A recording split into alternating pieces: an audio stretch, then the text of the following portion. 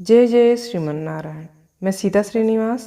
आज मैं आप सबको बताऊंगी श्री राम विवाहोत्सव क्या है, श्री राम विवाहोत्सव कब और क्यों मनाई जाती है। ध्यान से सुनिएगा।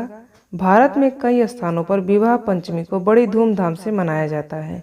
मंगशीर अगहन मास की शुक्ल पक्ष की पंचमी को भगवान श्री राम तथा जनक पुत्री जानकी सीता का विवाह हुआ था। तभी से इस पंचमी को विवाह पंचमी पर्व के रूप में मनाया जाता है। पौराणिक धार्मिक ग्रंथों के अनुसार इस तिथि को श्री राम भगवान ने जनक नंदिनी सीता से विवाह किया था, जिसका वर्णन श्री रामचरितमानस में महाकवि तुलसीदास जी ने बड़ी ही सुंदरता से किया है। श्री रामचरितमानस के अनुसार महाराजा जनक ने सीता के विवाह हेतु स्वयंवर रचाया। सीता के स्वयंवर में आए सभी राजा महाराजा जब भगवान शिव का धनुष नहीं उठा सके, तब ऋषि विश्वामित्र ने प्रभु श्री राम से आज्ञा देते हुए कहा, हे राम, उठो, शिव जी का धनुष तोड़ो और जनक का संताप मिटाओ।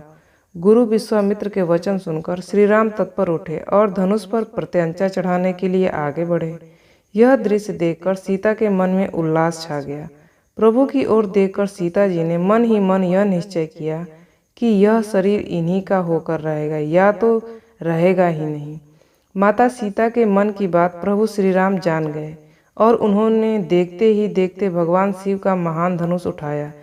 इसके बाद उस पर प्रत्यंचा चढ़ाते हुए भयंकर ध्वनि के साथ धनुष को तोड़ा। यह देखकर सीता के मन को संतोष हुआ।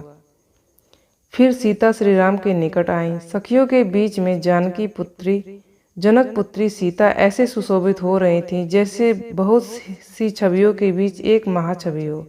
तब एक सखी ने सीता से जयमाला पहनाने के लिए कहा।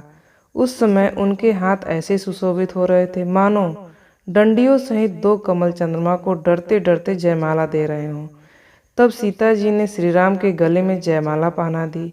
यह दृश्य देखकर देवता फूल बरसाने लगे, नगर और आकाश में बाजे बजने लगे।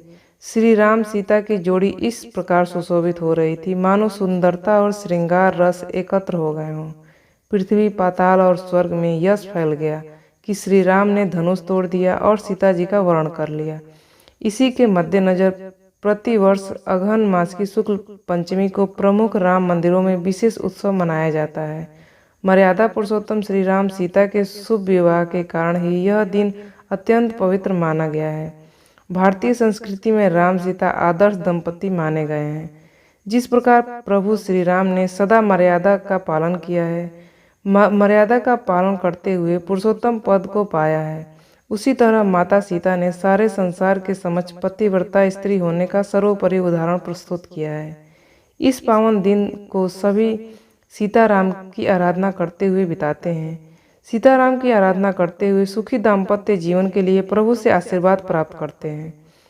ये जानकारी आपको कैसी लगी? इस तरह की जानकारियाँ पाने के लिए आप इस चैनल को सब्सक्राइब कर दीजिएगा।